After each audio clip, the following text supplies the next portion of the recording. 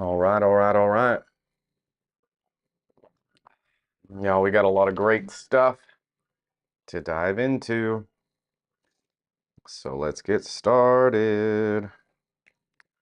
Drinking my tea. Hope you have your coffee. Hope you're chilling like I am. Let me go ahead and start the school live portion of this. Looks like I got YouTube up and going. I'm gonna get the school account. By the way, if you're not on the school account, jump in, y'all. You need to get on the school account. There's so much more that I'm putting out on this, not just the herb talks, right?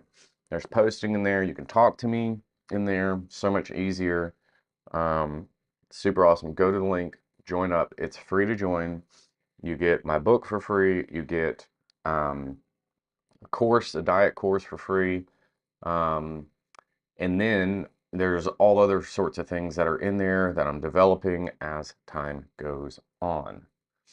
Let's go ahead and get the live for school started. I'm going to go ahead and join the call. Get on here. Now, I'm not going to be paying attention to the YouTube portion of this, right? I'm going to be paying attention to the school. So if there's chats and different things in the school account, then I'll be paying attention to that. So if you want to talk during during this, then get on the school portion of it, just for the YouTube guys, right? So if you want to actually be more involved in this, get in the school or get into school platform and you'll be able to talk. You can ask questions and get some dialogue in, if you will. So my name's Matt Pollard. If you don't know me, now you know. I am an herbalist. I come from all walks of life, from all over the world.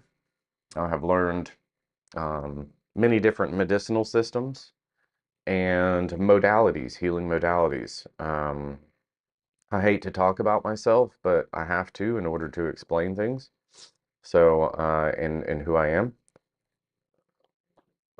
But other than that, this is the first, so it's Herb Talk number 11, but this is the autoimmune series number 1. So, super, super excited to get started on the autoimmune series.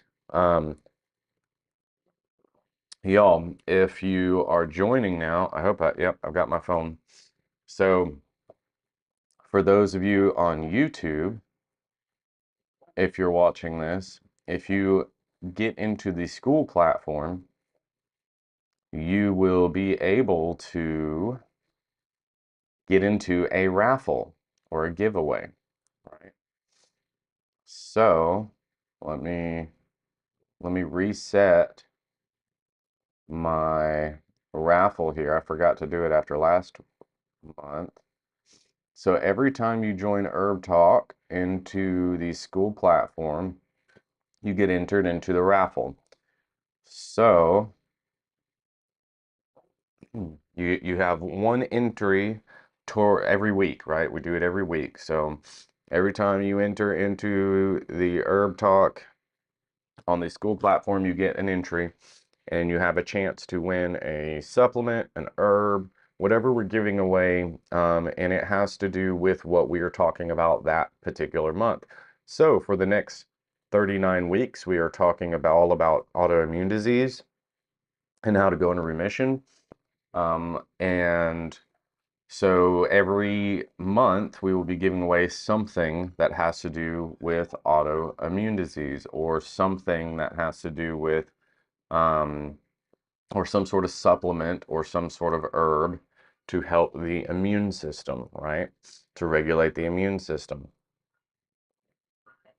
One of them, so when we get enough people in here, I want to give away a monthly subscription for a couple of months for like a blood test so that you can see some really cool things that are going on in your body and stuff. So that'll be closer towards the end when we start to understand what that sort of stuff means. So it's going to be a lot of fun. Um, so we'll go ahead and dive in here. So like I said before, if you're on the YouTube live portion of this, jump into school if you want to enter some dialogue afterwards, because I will not be paying attention to the YouTube part of it.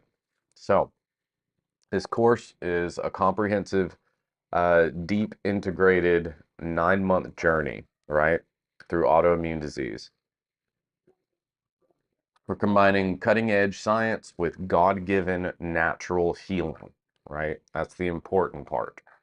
Um, each week builds upon the last, weaving together the science of autoimmunity, genetics and epigenetics, therapeutic herbs, diet protocols, nervous system regulation, and movement. It all works together, right? We have to use all of it as a strategy to truly heal. You can't just take a pill and expect everything to be better, right? It's not how it works at all.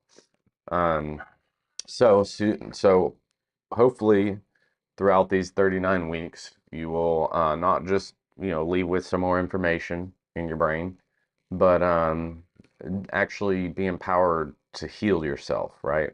I can't do anything for anybody except for hand in the information. You are required and responsible for your own health, right? If you don't do it, it won't work, right? If you do not do it, it won't work. And it's consistency. Consistency is probably the greatest healing modality out there. Consistency, discipline, those sort of character traits are that are developed, those sort of skills that are developed are more important than anything else that you could ever possibly do. So autoimmune disease occurs when the immune system loses the ability to distinguish self from non-self and begins attacking healthy tissues. This is not a flaw in God's design. It is a system that has been overwhelmed, right? Confused and triggered by modern stressors, right? This is the only time I'll ever use the word trigger is with an actual trigger or a gun trigger, right? We're not talking about emotional triggers here, all right?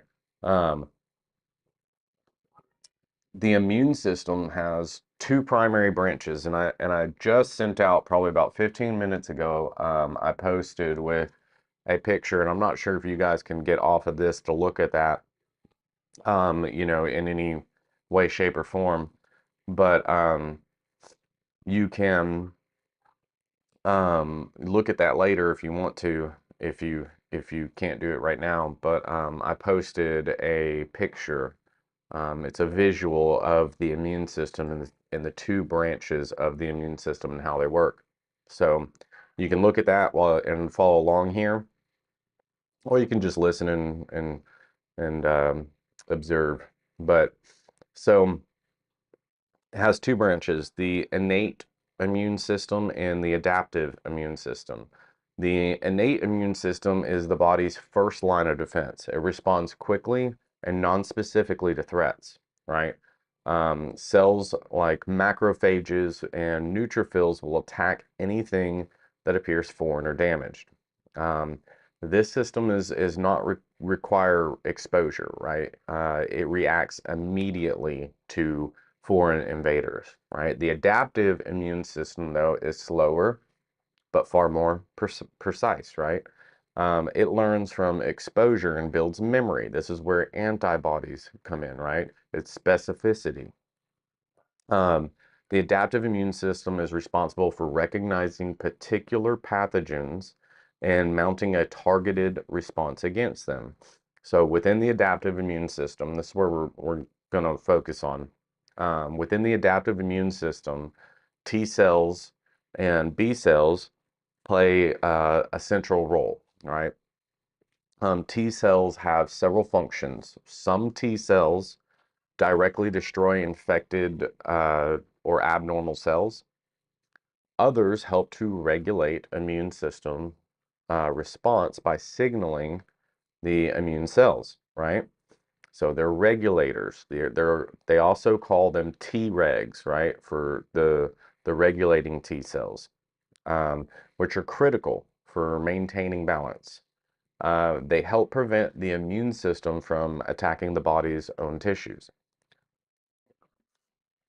This is why we're leaning that direction, right?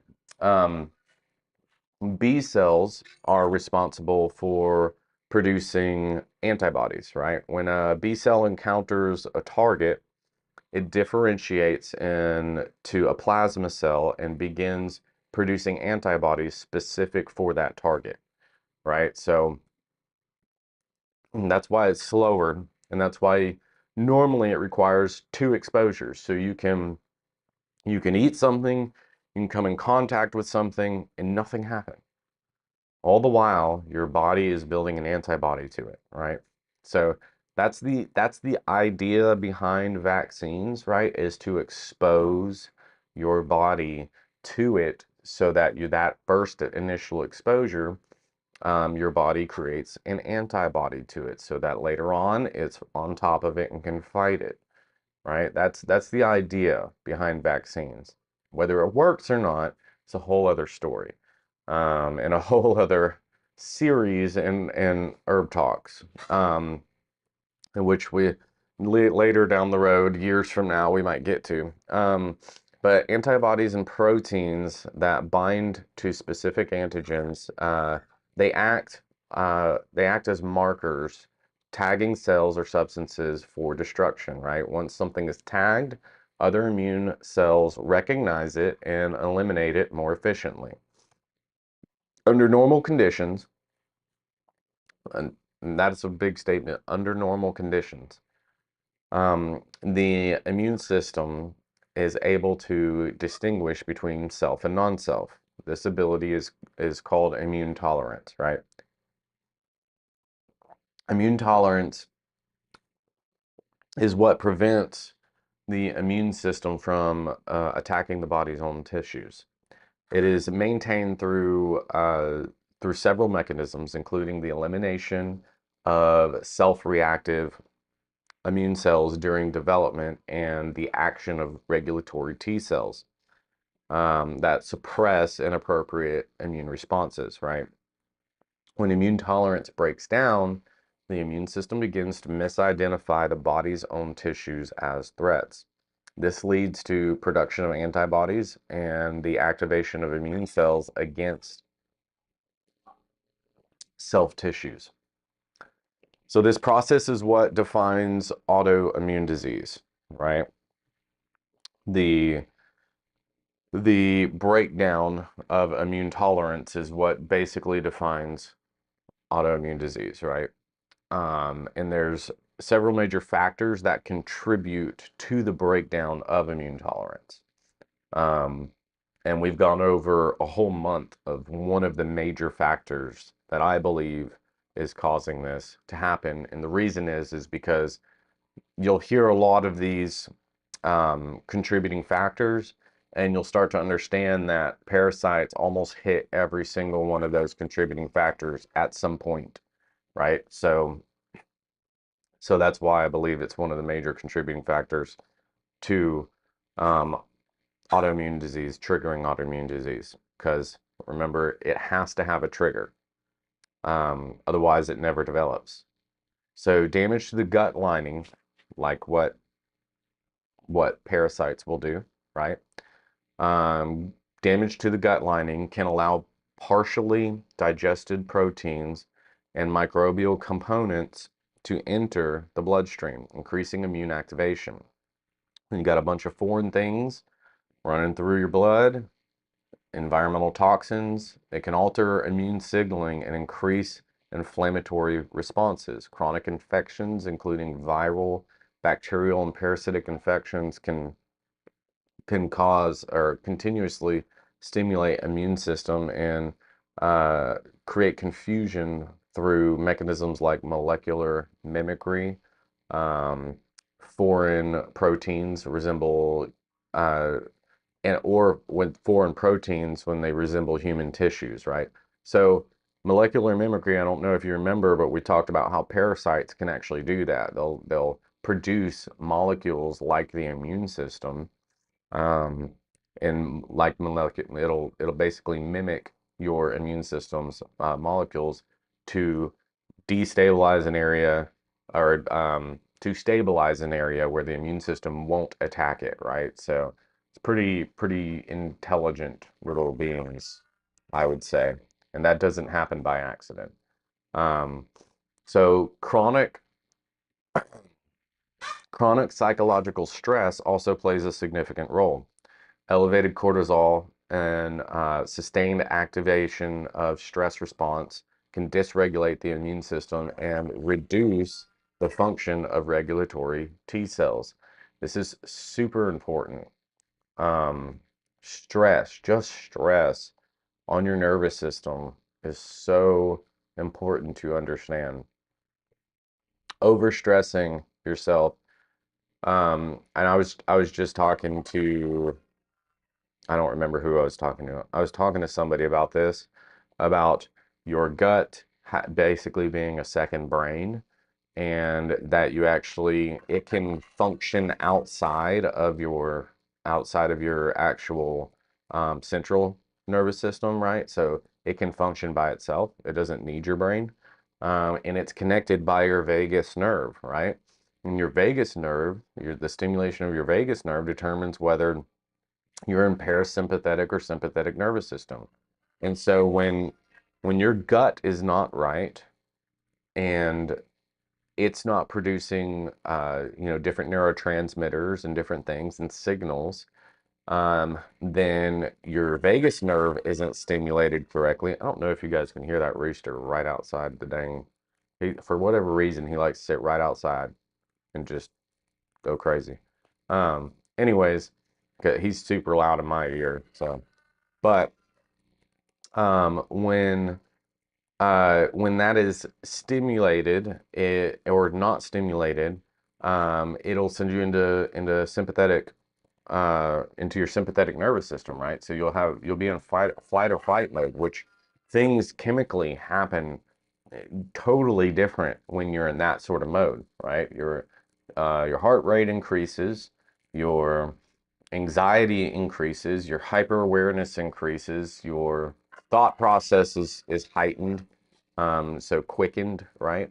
Um, your but when you're in a calm environment, you don't need that, and it becomes overstimulating, right? Overstimulating. Everybody's heard that word nowadays.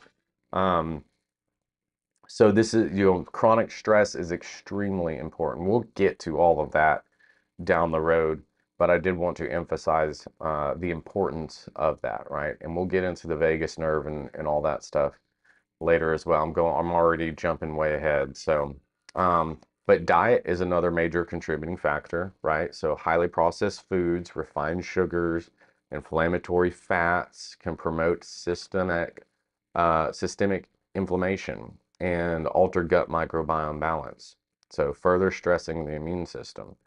It is important to understand the difference between inflammation, though, and autoimmunity. So they are different. Inflammation is a normal and necessary process, right? It is the body's way of responding to injury, infection, or stress.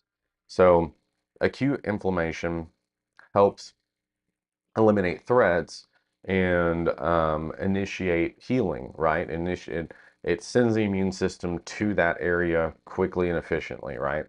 Autoimmunity, however, is not simply inflammation. It is misdirected immune response, right? So the immune system is activated, but instead of targeting a pathogen, it targets the body's own tissues. All right, this leads to chronic inflammation, tissue damage, and dysfunction. In other words, inflammation is a tool of the immune system, while autoimmunity is a loss of proper targeting. Okay, the rise of autoimmune disease is over the past several decades is significant. Rates have increased dramatically, right? Far beyond what can be explained by genetics alone, right? This is why we know that the rapid increase in autoimmune conditions is more environmental and lifestyle factors that's driving it rather than genetic factors, right? So modern diets are more processed and less nutrient dense. Exposure to environmental toxins has increased dramatically. In 1985, over 75,000. No, sorry, 1975, 1985. Yeah, 1985. Um, Tens of thousands of chemical. I think it's like, I can't remember the number. It's ridiculous. It's way up there. The I don't, I thought it was 75,000, but I'm questioning myself now. I should have wrote it down.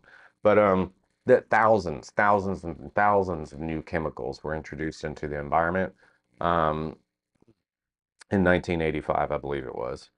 And from 1985 on, we've had so many harmful, carcinogenic, um, so many endocrine disruptors, so many hormone mimickers like BPA in plastics and all the different things in cosmetics that, for women. I mean, there's so much out there that contributes to just a fully toxic body.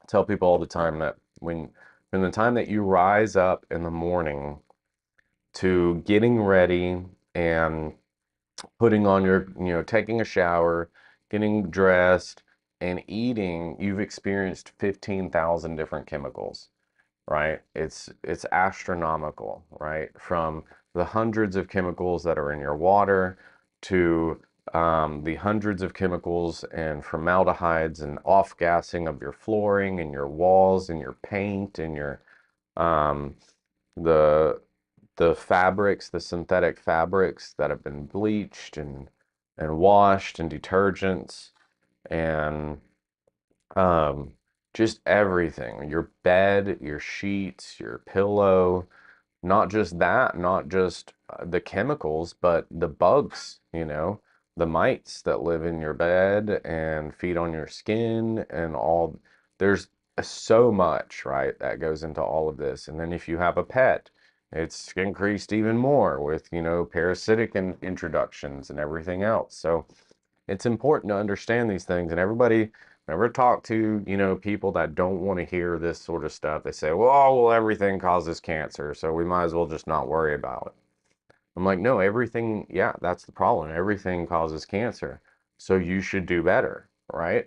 Like, you should try to do better so that you have a better chance of, and I'd say chance, but it's really not a chance. If you do better, you will increase your quality of life and your longevity of life for I mean, for many, many years. So, um, and that's been proven, it's not just genetics, y'all. But all these factors contribute uh, to increased immune activation, right? And reduced immune regulation.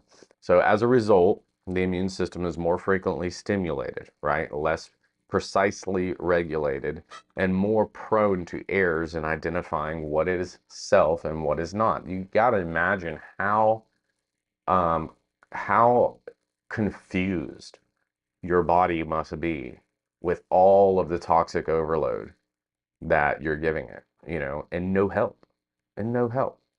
A lot of times it's like, your body's got to be thinking like, what are you doing to me, man? Like you're just like slowly trying to end me. And so it's pretty wild though. Um, so make sure I got everybody in here. There we go. All right, so we're gonna switch over to herbs. So some of the herbs today. So some of these herbs you're gonna hear more than once, right, during this series, right? So, um, and the reason is because we're gonna talk specifically about the herbs' abilities, according to what we're talking about, right? So we're not gonna go over all the different things that the herbs do. We're gonna go its specific action on what we're talking about today. So turmeric, for instance, is one of the most well-studied anti-inflammatory herbs out there. Everybody's heard of it. Its primary active compound is curcumin. It has a strong effect on inflammatory pathways in the body. And one of its main mechanisms is the inhibition of NFB, right? It's like NFXB, but it's a we'll get to that. It's a transcription factor, right? So it controls the expression of many inflammatory cytokines. Because of this, NFXB is often referred to as a master switch of inflammation, right? So NFXB, when it's overactive or overactivated, um, the body produces high levels of inflammatory signaling molecules, right? Such as TNF alpha, IL-1, and IL-6. These are commonly elevated in the immune system in autoimmune conditions. So it will contribute to damage, tissue damage and chronic inflammation, right? So by down-regulating that with turmeric, down-regulating NFXB, uh, the down-regulating its activity, it helps to reduce the inflammatory cascade at foundational levels. And one of the issues is that a lot of the inflammatory fats that we take increase that inflammatory response, right? So turmeric is really good at bringing it down. Um, Turmeric also has all amazing antioxidant properties, helping to neutralize free radicals, to reduce oxidative stress, which further contributes to inflammation and immune system dysregulation. In addition, it may support joint health, muscle recovery, and overall tissue protection, right? So it's a good one to have often, right? I like to prepare it in golden milk. That's my favorite preparation. During the winter, I do it often because I like it, drink it hot. It's really good cold too, so I'll take it and shake it up, mix it up with a little bit of honey and milk, and that combination of uh, of golden milk. It's like pepper and it's got some different spices in it. When you get a turmeric supplement, you always want it to be combined with black pepper. So curcumin on its own is poorly absorbed, right? But pepperine and black pepper, the active compound in black pepper, significantly increases its bioavailability. Um, and you want to take it with fats, right? So any meal that's got, fats with it, you want to take it with that so that it absorbs better into your system. The compound is very, very oil dependent, right? So it is, forget the word right now, but it's basically it dissolves in oil, does not dissolve in water. It's not necessarily hydrophobic, but yeah, it does not, curcumin does not like to dissolve in water. Um, so a good whole milk is important because otherwise it'll have trouble dissolving into the milk, right? Because you won't have the fat in it. So, but you can take it supplemental forms is really easy to take it. I like to take it with boswellic acid, but we're getting ahead. Um, Range of 500 to 1,000 milligrams per day is typical with standardized extracts. The standardized extracts are usually like 95% curcuminoid. So I mean, it's good stuff, really good stuff. And people downplay it all the time, but if you get a really good source of it, it can tremendously help. And if you take it consistently for any period of time, it's really awesome. Another really awesome herb that we're going to talk a little bit about today is called cat's claw. So we will go back to turmeric and its other actions, right? In later weeks, right? I think we'll go over it like 4 different times, and its different actions. So cat's claw is a really cool one I've been using for years. Rather than simply suppressing inflammation, it acts like an immune modulator, right? Very similar like medicinal mushrooms. This means it helps to regulate the balance in the immune system function, right? So rather than pushing it just one direction. So one of its key roles is supporting regulatory T cells, which is really important, the Tregs, right? These cells are essential for maintaining immune tolerance and preventing the immune system from attacking the body's own tissues. So in many autoimmune conditions, Treg function is reduced or impaired, which contributes to the loss of immune control. That's why it's important. Cat's claw contains compounds such as oxindole, alkaloids. Sorry, I wanted to say that right. Um, the influence or that influence immune signal pathways. So it has been shown to help reduce excessive inflammatory responses while also supporting appropriate immune conditions where the immune system is both overactive and dysregulated. So in addition to its immune modulating effects, cat's claw may also support gut health and reduce oxidative stress, both of which are important factors in autoimmune disease progression. It's commonly used as a tea, tincture, or a capsule. So I take things in all sorts of ways. I'll take some capsules in the morning and at night when it's easy to take them.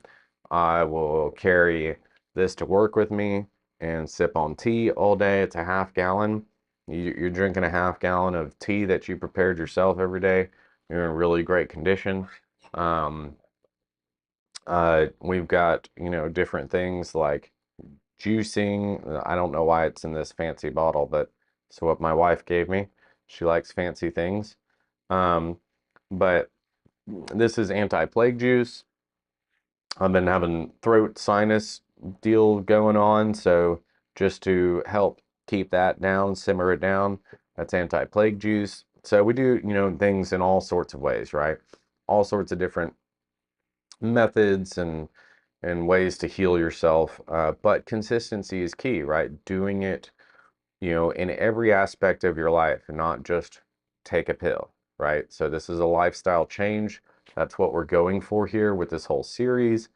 It is important to focus on curving your lifestyle towards the better, one step at a time, right? That's why the series is long too, because we want to help people one step at a time work their way into remission and beyond, right? So, it's generally introduced at lower doses, right, and can be adjusted based on response, right, especially individuals with active autoimmune conditions. Um, you just got to kind of monitor where you're at with that. So, a gut healing protocol is also what's first on the table, right? So, you gut is extremely important, right? A gut healing protocol focuses on restoring the integrity of the intestinal lining and reducing inflammation, rebalancing the gut microbiome. The goal is to lower immune activation that begins in the gut and contributes to systemic inflammation and autoimmunity, right? So this could have been where it all started. So hopefully that's important enough to know to where if you get your gut right, then you can really start to truly heal. One of the central issues addressed in a gut healing protocol is increased intestinal permeability, often referred to as leaky gut, right? When the gut lining is compromised, partially digested food particles, toxins, microbial components, um, can pass into the bloodstream, right? So this triggers an immune response and increases the likelihood of immune confusion and chronic inflammation. Bone broth is commonly used as a foundational food in gut repair. It contains amino acids such as glycine, proline, and glutamine, which support and repair the maintenance of the intestinal lining. It also provides collagen and gelatin. which helps strengthen the structural integrity of the gut wall.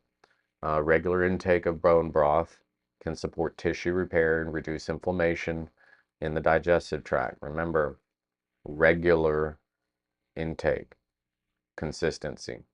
It's not a one-time deal. It's, you know, have a glass of bone broth or make a soup every other day, you know, especially if you're really on a gut healing protocol, it's every day, right? So I tell people in my gut course that I put together to replace one meal with a bone broth meal, right? A really good soup made with bone broth, or just drinking a bunch of bone broth, right? And then you're going to replace one of your meals with that. Um, so next is fermented foods, right? Fermented foods. Now, this is important to understand, and we'll get into it here in a second. But fermented foods are introduced to help restore beneficial bacteria in the gut. All right, so foods like sauerkraut, kefir, yogurt contain microorganisms that support microbial diversity and improve digestion. A balanced microbiome plays a key role in regulating immune function, producing certain vitamins, and maintaining the gut barrier. However, in individuals with histamine intolerance or active inflammation, fermented foods may need to be introduced slowly or temporarily avoided, right? High histamine. Histamine is an immune system signaler. So it is important to understand that fermented foods, anything aged, is a breakdown of the proteins. It breaks down into histamine, right? So histamine will keep your immune system active, very active. Now, in autoimmune disease, one of the key factors is in a damaged gut. I just had a spider just come right up on me. That was crazy. I don't know if y'all saw that. They like right here. All right. There you go, Dad. Um, he doesn't like spiders, to say the least. Yeah. Um, so where was I? That was a good distraction there. But so it's important to know that in autoimmune disease, um, high histamine diets are bad, right? It signals the immune system, keeps it on overload. Um, and because you normally with a good gut, you are producing something called DAO, diamine oxide, I believe, diamine oxidase. Um, it is an enzyme that breaks down histamine in the gut, right? So a normal functioning gut will do that. Most people with autoimmune disease do not have a normal functioning gut. Um, so if you are the type of person that, and this is something you have to look at for on an individual basis. First of all, I would just eliminate fermented foods. I would eliminate anything high histamine, right? And that's actually a part of the app, the Autoimmune Ally app that we will I'm actually going to post today on the school account so that everybody can see that, right? So it's part of that is a low histamine reduction diet, right? So reduced a diet to get off of immune signaling responses. So it's critical for autoimmune disease to get your gut right first and then slowly introduce these foods back in. And even then, have a supplement called DAO where you can take it with those foods as you start to reintroduce it back in so that it eases the transition of back into fermented foods, back into, aged foods. You don't have to have aged foods at all the time, right? But focus on fresh foods and stuff. But fermented foods are critical for optimal health later on, right? So you just want to make sure that when you introduce those back in, you do it with a strategy, not just, oh, let's just, cram in the sauerkraut every day, right? So another critical component is removal of gut irritants, right? These foods and substances can damage the gut lining or trigger inflammation. Common irritants include processed foods, refined sugars, industrial seed oils, alcohol, and food additives, right? For some individuals, gluten and certain lectin-containing foods may also contribute to gut irritation and immune activation. Lectin is one of those that's in pretty much every grain, but when you cook it, it, it usually breaks down.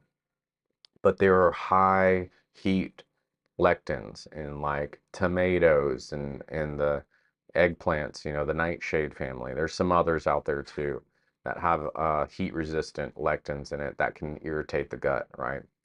Um, I know there's like all these things you can't do, right? There's a whole world of food out there, guys. So it's not like it's just we've taken everything that was once good and turned it into something bad. And so that's just what we like to focus on now, which is just crazy to me. But the combination of removing irritants, repairing the gut lining with nutrient-dense foods like bone broth, and restoring microbial balance with appropriate probiotics, fermented foods, creates the foundation for improved gut health. Right? As the gut barrier strengthens and inflammation decreases, the immune system activation often becomes more regulated, which is a key step in addressing autoimmune conditions. Starts with the gut. The enteric nervous system is a complex network of neurons embedded within the lining of the gastrointestinal tract, right? This is the second brain we're talking about. It's referred to as the second brain because it can function independently of the central nervous system. It has the ability to control digestion completely on its own, right?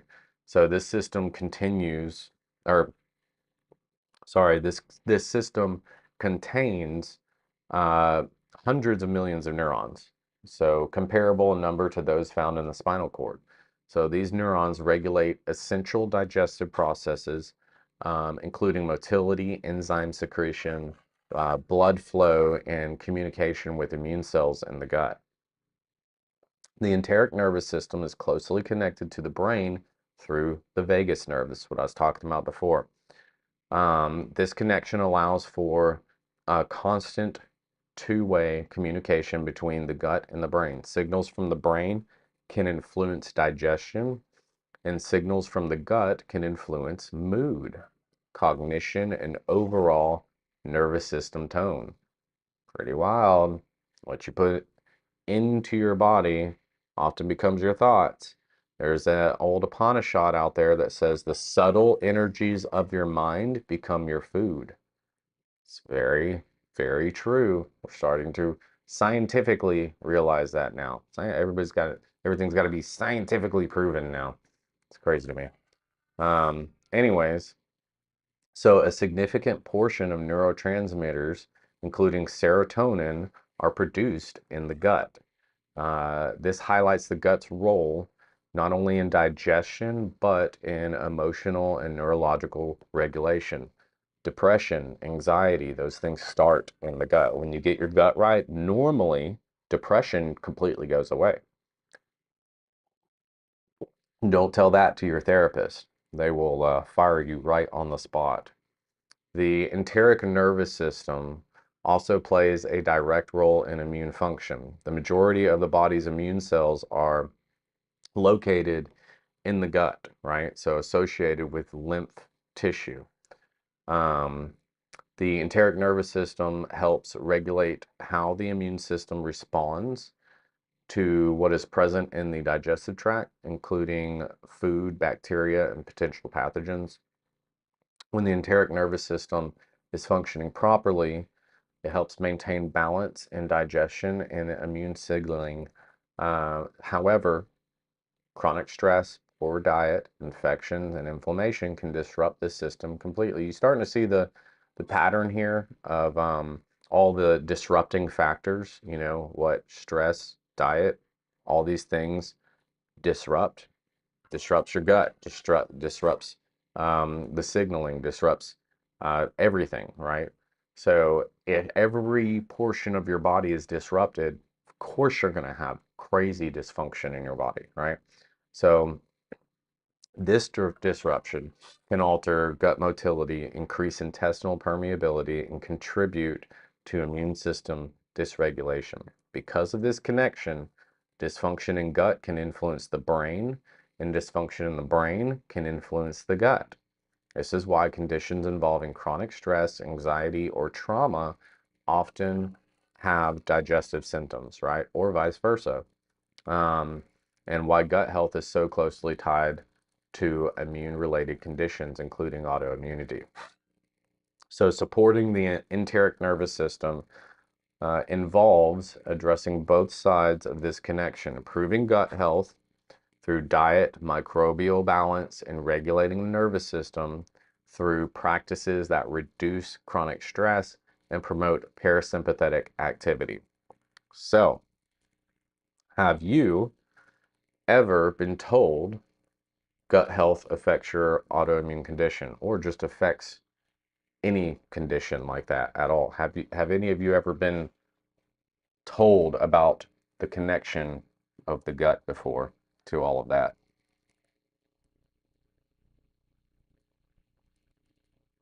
I'll let you respond.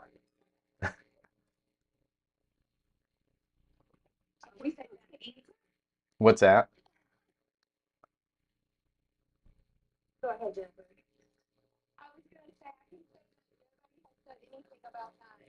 While treating Leah for her Graves' disease. Yeah. Well, Brian's chiropractor was actually more concerned with his gut health for his spine. Yeah. That was a few years, quite a few years back. So I was like, "You're crazy." Oh yeah. Yeah, it's crazy to me that we don't see that connection, but we're not taught these things, you know. We're taught that everything is completely separate. Everything is, you know, should be treated separately by a specialist. Every part of a doctor's office or a hospital has a specialist in every corner, and nobody knows what the other one is doing. And often there's a lot of malpractice because nobody knows what the other one's doing. And so, um, it's crazy to me that we have all these specialists, but we have no whole list. You know, nobody knows what's really going on with the whole body. But it's what we're taught from the very beginning. So unless you read the Bible, then you're taught something different, usually. But making that connection is difficult.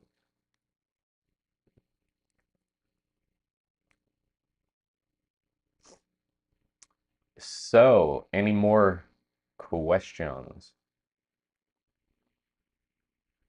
We got 6 people on here today.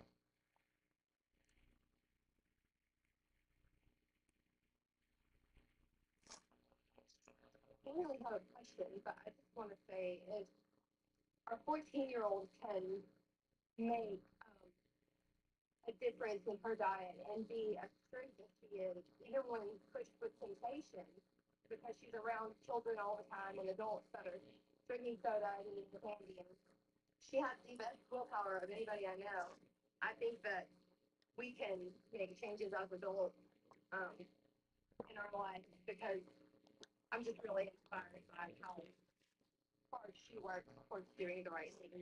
Well, and that the app has made it a lot easier for her, hasn't it?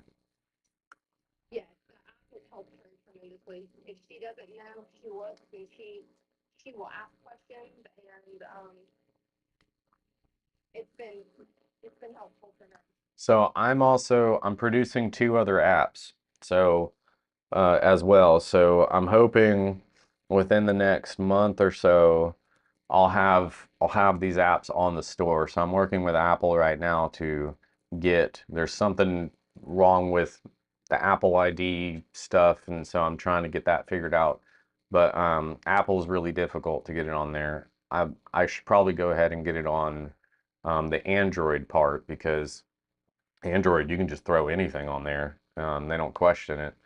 But if I get it, if I get it all worked out for Apple, I know it'll work really well on Android. So I want to first do it there, and then put whatever version works best into the Android. But so I'm developing two others. So one of them is a autoimmune disease app that is basically specifically for this course, right? So it lines up with this course on 9 months and goes through step by step. You literally click whatever autoimmune disease you have, and it will take you on a 5 phase journey, right? So you'll go through and you'll take the herbs, follow the diet, all that kind of stuff. Um, so I'm working on that one. That one's a little bit more difficult to do. The app that's already produced is one that has just all of the different low histamine foods, and I've talked a little bit about it.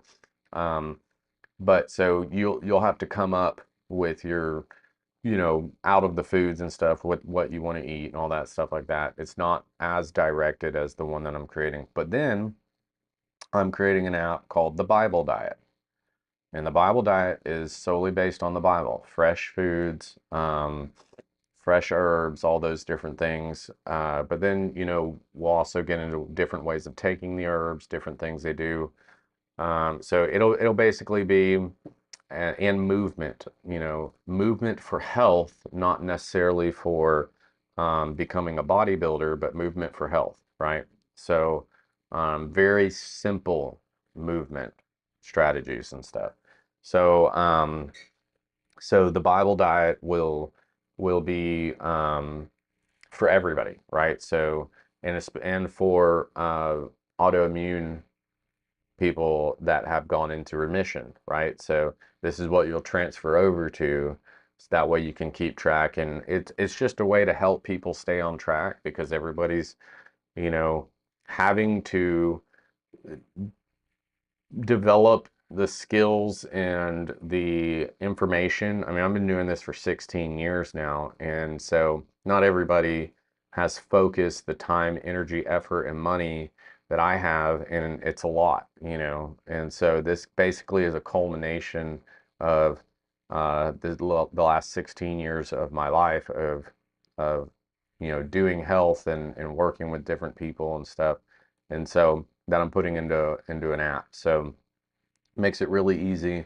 You got all the information there right at your fingertips. So I'm hoping to also release that one during this course as well. But I'm first going to get this first one out there, and then the second one will be the autoimmune track. It'll, go along with this course, um, so that anybody can go back and go to this course, and then, maybe I'll even maybe I should put the videos in there as well. I should probably do that now that I'm thinking about it. Put the videos of the course in there with the tracker, so that might be a good idea. See, I'm already coming up with new things I got to do for it. So um, that one's going to be a really good one. It's because people like plans, right? They like plans to be able to follow and stuff and make it easier. But the Bible diet one's going to be really cool. It's going to be for everybody. I believe that uh, the Bible has the information that we need.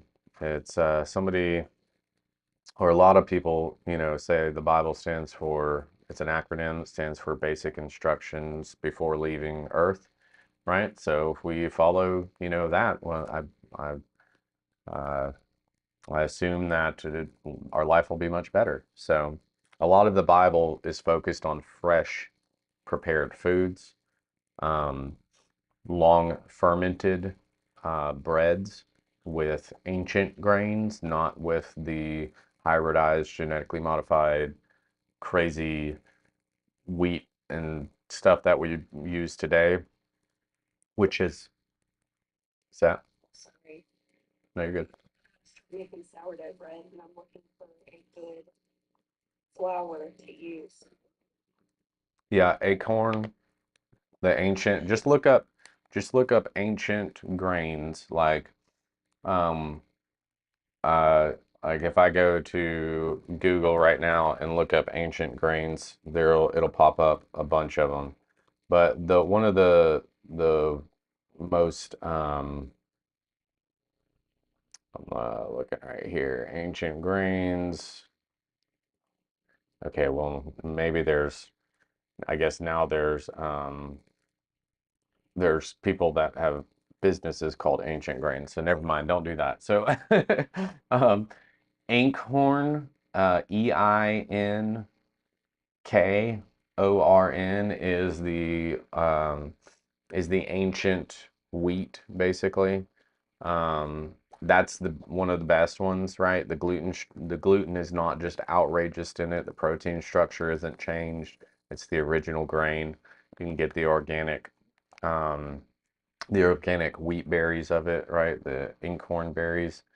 Um, and you can get a 25-pound bag for 50, $60 of the grains and then mill it yourself.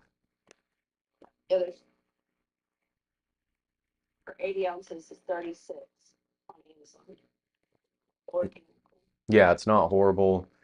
And you can get a lot of flour out of that, right? And you want to mill it yourself, right? Yeah, that's something that to invest in. Now you can get freshly milled stuff. There are companies out there that freshly mill it and stuff.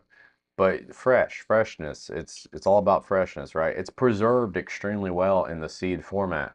Once you mill it, it starts to break down. Now, getting back to just uh, even just getting back to that particular grain and getting it milled and getting it organic or whatnot is fine. Like that's a lot better than getting an enriched bleached flour, right? Because they take the bran out of it. They take all the good stuff out of it and leave basically the sugar.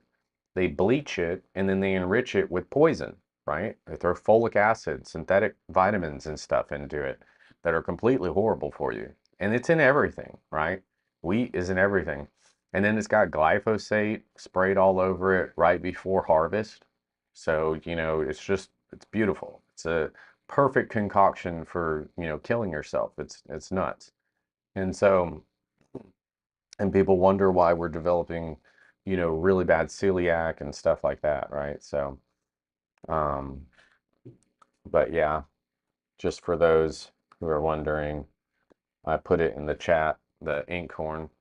But yeah, a mill is something I've been looking at lately. I don't have one either, a stone grind mill. They're a couple $100, but if you if you get the mill and you get the, big old bag of the inkhorn berries, there's other grains too that you can mill, and then you use that over time, it easily pays for itself rather than going and buying flour or anything else. And it pays for itself in your health as well. And you want to do long fermented, right? So, because it breaks down different peptides and stuff that are also immune reactive, right? So as you're, getting into a more of a maintenance kind of schedule for your diet and everything, and you're reintroducing these sort of things, yeah, definitely do it the right way. Long fermented over 12 hours, right? Um, don't fall for that stuff where you're throwing the yeast in it and cooking it right away. That long fermentation process is important for breaking down some of the things that you don't necessarily want. So if you're doing that milling your own whatnot like that, does that make it gluten free? No, doesn't make it gluten free. It makes it less. There's less gluten. There's less, um, and just by getting that particular grain, there's way less gluten in it. So What would the difference be if you needed to be totally gluten free? This, listen, your bread will just be more like I mill my own wheat, and the only thing I've noticed is that, obviously it takes longer to do the kneading because there's less gluten. However, it's just more crumbly. Yeah, but what if you need totally 100% gluten free? I mean, if you're totally allergic to it. You eat tomatoes? It's not for me. It's for my daughter. Yeah, so That you don't think would have gluten in, like tomatoes, have them in there naturally. So it's really hard to really find a gluten free, even glutenless. yeah, gluten, well, I mean, it's not too difficult, but yeah, it is there's a lot of foods that have gluten, but the low what's that? And then you could you not do like almond flour or substitute? Hmm. Yeah, there's certified gluten-free stuff out there. There's all sorts of different flours that you can use. Amaranth,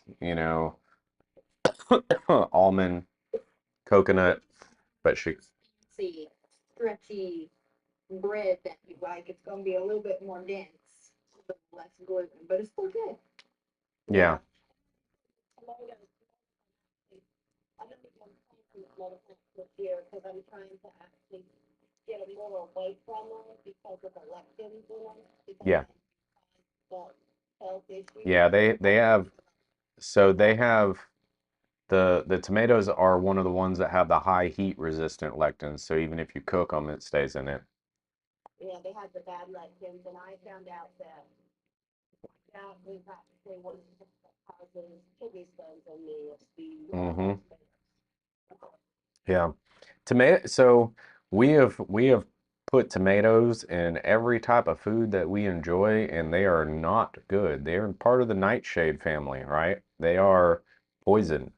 Like they're not good. And we put it in everything. they taste good, Tastes so great. you know, when you But lean less on them and do more of the other things that are more healthier, reduce more mhm. fat from the the last year. I'm just kind of changing my eating habits. But everything the devil tempts us with is pleasurable and tastes great. So we have to be careful with it tastes great. For sure. But yeah, there's tons of gluten-free options out there. So, and this is how you stay safe with it, right? So, because there are a lot of manufacturers that they manufacture all at the same facilities. So you have something that's wheat that goes through the same machine, and then you have something that is almond that goes through the same machine. So it has trace amounts of gluten in there, right? So um, I was I'm trying to think. There's a person I was talking to, and they have celiacs, hardcore celiacs. Like if they come in contact with any any trace amounts, they're full throttle autoimmune condition, right? Um, so understanding that that any trace amounts can activate, that immune condition. So if you are milling it yourself, you have the manufacturing facility, right? So normally the berries, if you're getting, I don't know, oats, for instance, or almonds or whatever, they're not normally processed or dried in the same factory as the wheat, right? They're normally dried, and if they're an efficient company, and I would call and make sure, find a good company. There's plenty of them out there, but make sure they're not done in the same facility.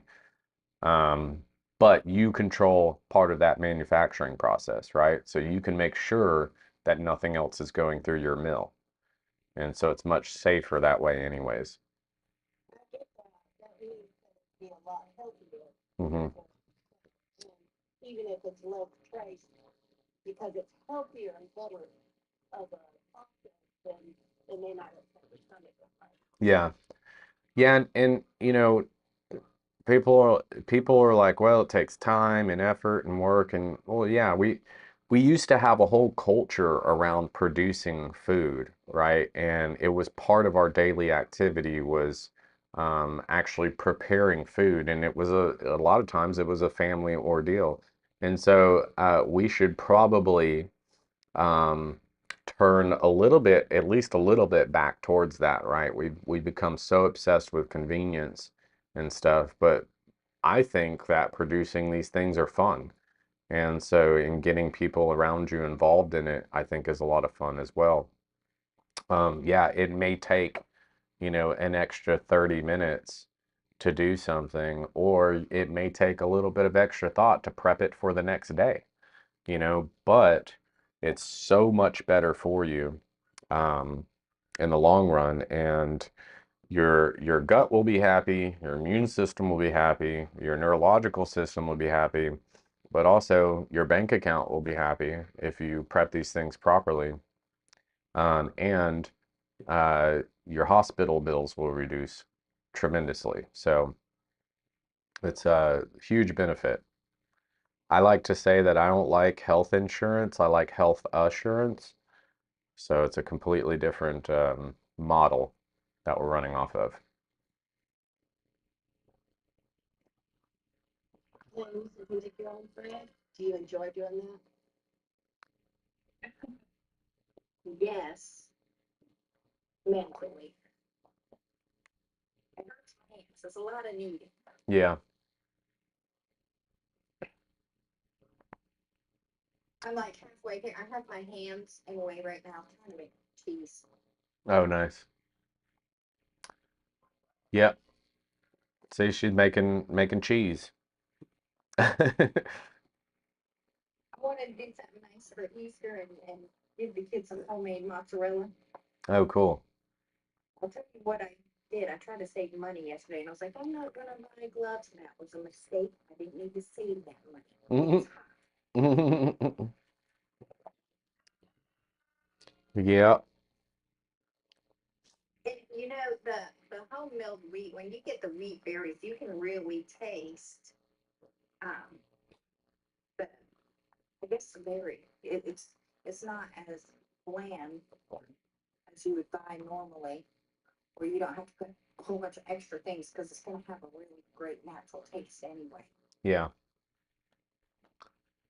Yeah, it's not as bland for sure. Yeah, I saw something on that. Um, I've been doing a lot of research and stuff. I see that oats are not good for you. Like they say they oats are actually just a filler. They're not really good in health benefits. So grains in particular were meant for like supplying a lot of food to workers and the peasants and potatoes too, right? So a lot of the starches and everything.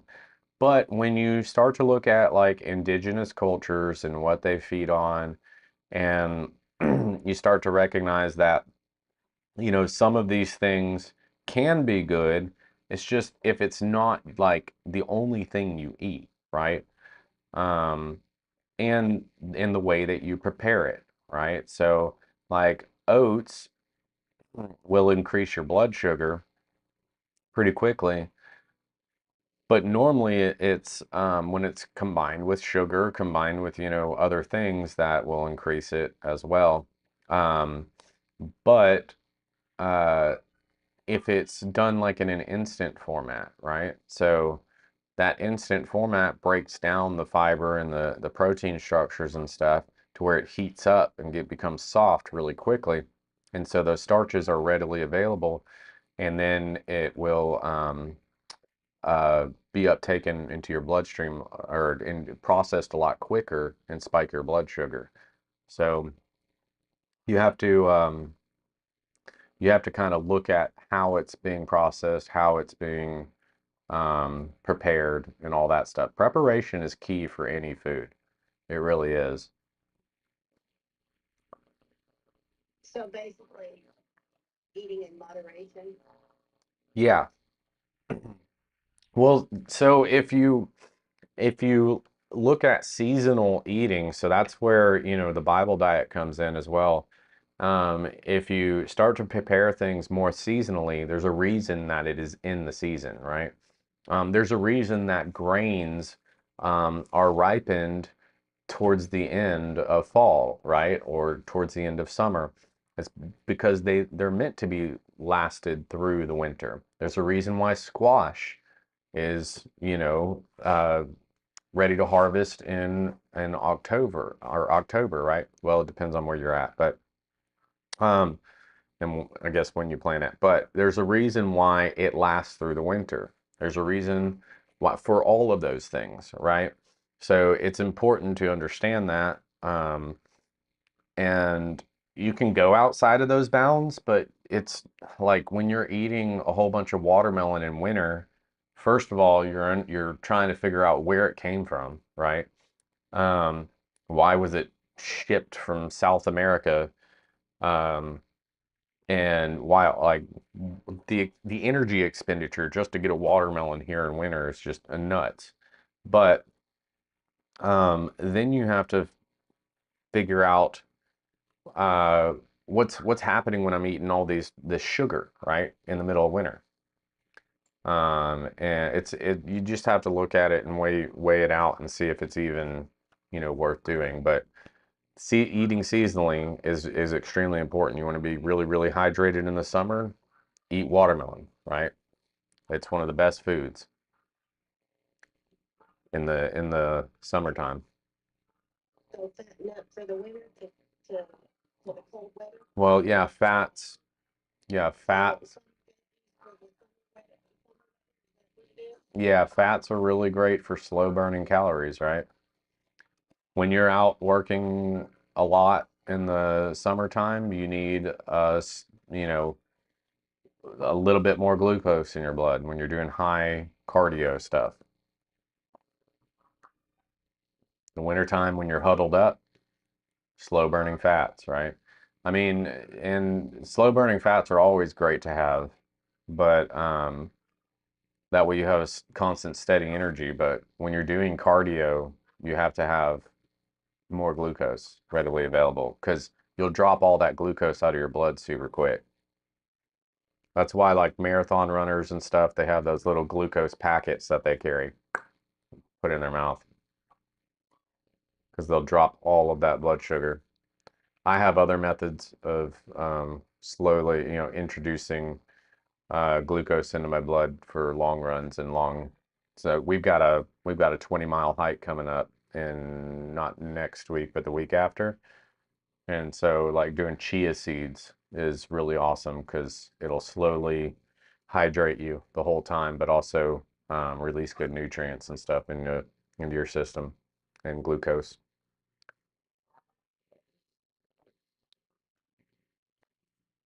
So on that day, that's on Saturday, it's 2 weeks from today, or you? Yeah.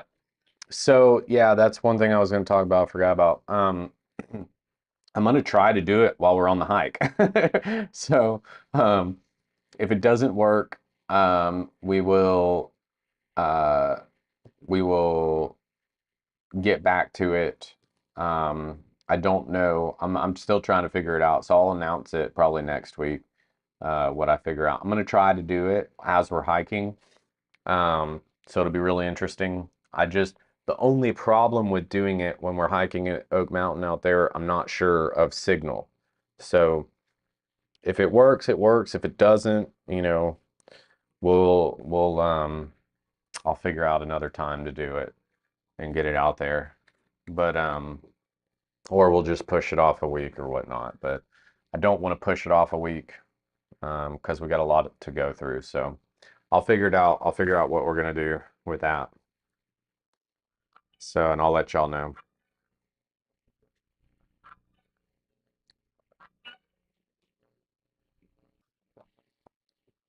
And we might do it like the Friday night before or something. That way I can actually do it with a good quality.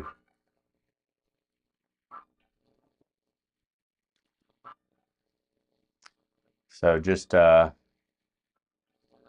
look for that update. All right, well we're past an hour, y'all. So I'm gonna log off of here, and thanks so much for showing up. So if you didn't yet get to go look at that visual, go ahead and look at that visual. For those of you on YouTube, join on school so you can get in the dialogue. Um, and if you haven't seen the YouTube channel, you can go log into the YouTube channel, vice versa. So in that app, I will be posting the link to the app. So you can go into school, you'll be able to go into classrooms and you'll see Autoimmune Ally in one of the classrooms. Everybody will have access to it, and I will put the link in there. You'll just be able to click it and go to it. Um, it's $9 a month. So for those who have autoimmune issues and stuff and that want to use it for going into remission, I have to pay like $200 a month for it just to have it. So I figured $9 a month was fair. So if I get 20 people on it, I'll actually somewhat break even. So so if you do have autoimmune disease and you want to follow that plan, it's a really good it's $9 a month, so it's not bad. But it really does help. So I will put that in there for everyone to see. So, and then the Bible diet as well. When that is finished, I will get it together as well. So, all right, y'all. I will talk to you soon. Peace.